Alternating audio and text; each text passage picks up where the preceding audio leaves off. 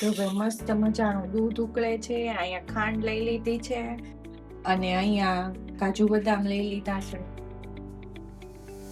આજે છે ને કેયુર માટે કેક બનાવવાની છે, કારણ કે કાલે એનો બર્થડે છે.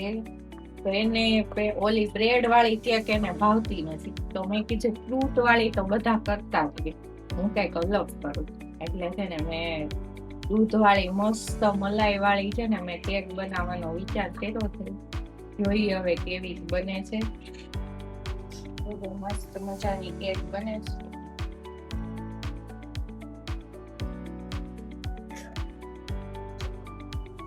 એમ તો મેં એકવાર ટ્રાય કરી છે, એટલે મને આવડે છે બનાવતા.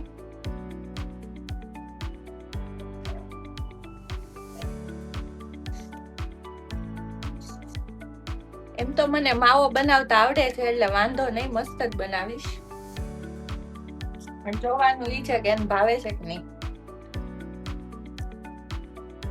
એને છે ને ઓલી કેક ભાવતી નથી, એમ કે એવી કેકમાં હું ખાવું, તો આપણે કંઈક અલગ બનાવવી છે.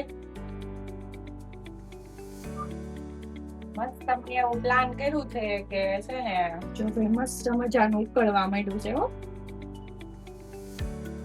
જોરદાર. આજ તો મજા આવી જાય ને એવી કેક બનશે. કેવી કરતા વધારે ગળ્યું મને ભાવે છે, એટલે ઈ તો ખાતા ખાય, હું ખાઈ લઈશ. મસ્ત મજાનો ઇલાયચી પાવડર નાખી દીધું છે અને જો હવે ઘાટો થવા માંડ્યું છે.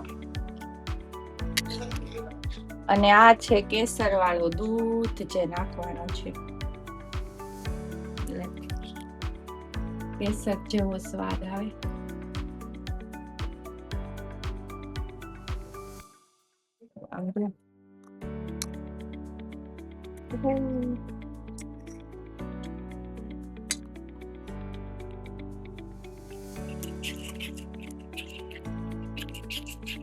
અને કેસર નો કલર એ મસ્ત નો ચડી ગયો છે, કેસર કેસરી કલર. જો ભાઈ જે લોકો એમ કહે ને કે માવો બનાવો હેલ્ધી વાત છે, તો જરા કઈ હેલ્ધી વાત નથી, બહુ મુશ્કેલ વાત છે. હાથની તો છે ને હલાવીને દુખવા માંડ્યો છે, પણ આજ તો મસ્ત કેક બનાવીને રસી નક્કી કર્યું.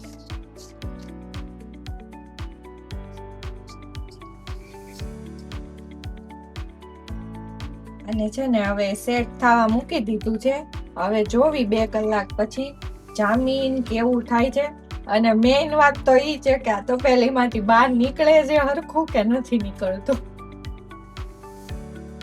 મને તો લાગે છે કે નીકળી જાય, પછી હવે જોયું જાય. નહીં નીકળે તો કંઈક બીજો જુગાડ ગોતશું.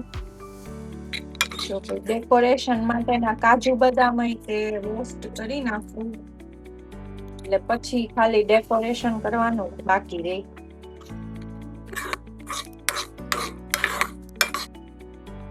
કેક કેવી બની ઈ હવે તમને કાલના વિડીયોમાં ખબર પડશે ને, તપેલીમાંથી બહાર નીકળી કે નહીં ઈ તે હવે કાલે બતાવીશ.